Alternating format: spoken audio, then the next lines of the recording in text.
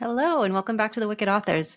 I'm Liz McGavro / Cate, and I'm here to talk about goals. We've all been talking about goals a little bit this month, and I figured I needed to get in here and talk about what I've been thinking about this whole month, because for the first time in a long time, I haven't driven myself crazy to come right out of the gate on January 2nd with all these major goals and all these complicated steps to complete them and all the tasks and deadlines and due dates that go along with that immediately make you feel like a failure before you even start doing anything at all.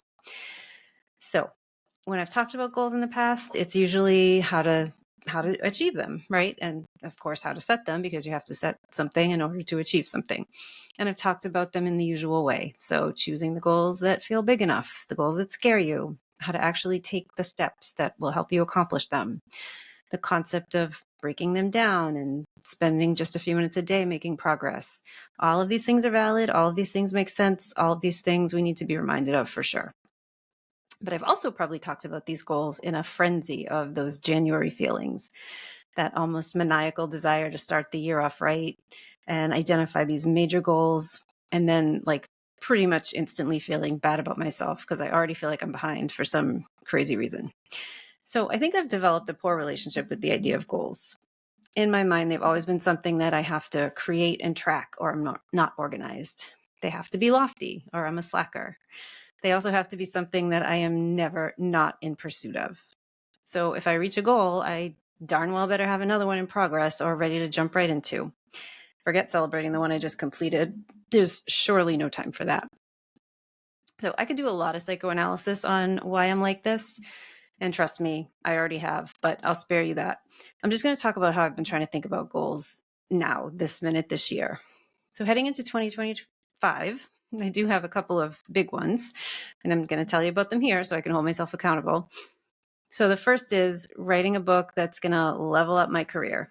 So I've got the very beginnings of a story. I'm having fun with it already. I'm excited about the prospect of what I can do with it. So that's like my major goal. The next one is writing a proposal for more Cat Cafe books. I just turned in book 9. It's the end of that contract. I'm hoping they'll want to keep them going. So I'll propose for some more books.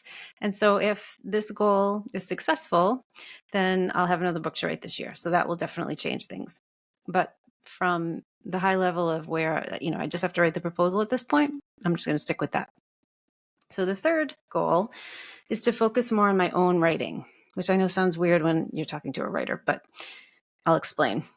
So that means pouring more into my Substack that I started last year and that I really like doing, and that I've been trying to figure out where my sweet spot is about what I'm going to write about there. I really want to define what I'm doing there and stick to it. And so I've been kind of working out in my head what that looks like. It means writing articles for magazines again. And P.S., I have one coming out this month, so I'm already winning with this goal, so that's exciting. But it also means giving myself the time to think and dream and brainstorm that new book I mentioned in goal number 1, because that gets lost in my day-to-day stuff. I'm always producing. I always feel like I have to be producing. And sometimes I forget that you have to think in order to produce. And I'm barely ever giving time to something that isn't contracted or not making money, like my day job. And that really just has to stop, because it's not good for my creativity. I've really come to recognize that. So that's goal 3. And the fourth is to continue building up my consulting business, which has become my primary day job at this point. So I'm trying to replace some income from last year, and this has to be a priority for now in case it doesn't, or until it doesn't, I should say. So these goals don't really fit neatly into like one per quarter, and some or most will also mean a lot of testing and learning and trying new things, the kind of one step forward, one step back idea. And of course, the Cat Cafe proposal goal has the power to downgrade another goal and set a new goal. So we'll see. But I forced myself to stop feeling like I had to hit the ground running January 2nd and to be constantly in pursuit of something. I mean, I'm still in pursuit of something. My head is still always going and always thinking and, figuring out what I have to do next. But I'm really trying to take a step back.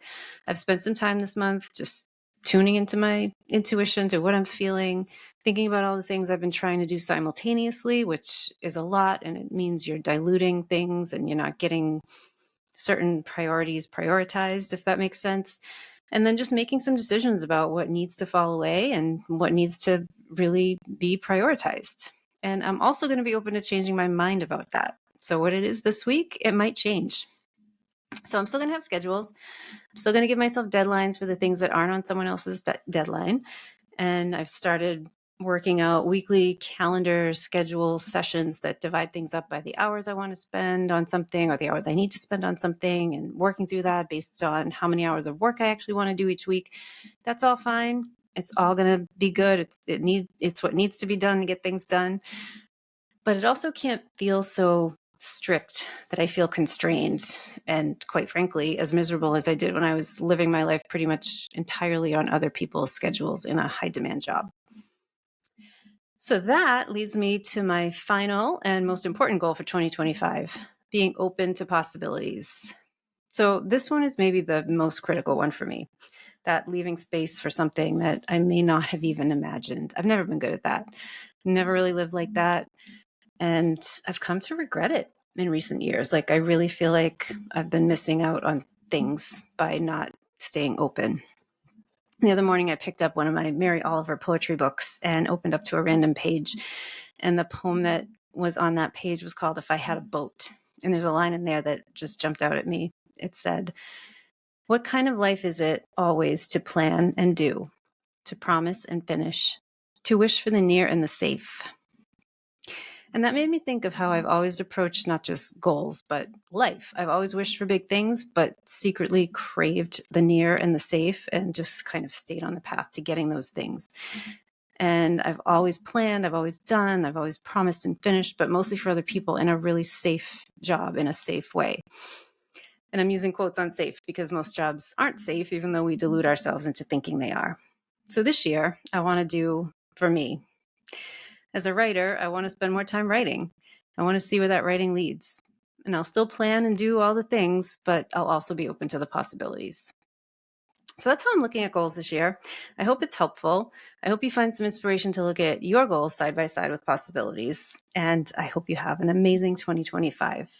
Thanks for tuning into The Wickeds.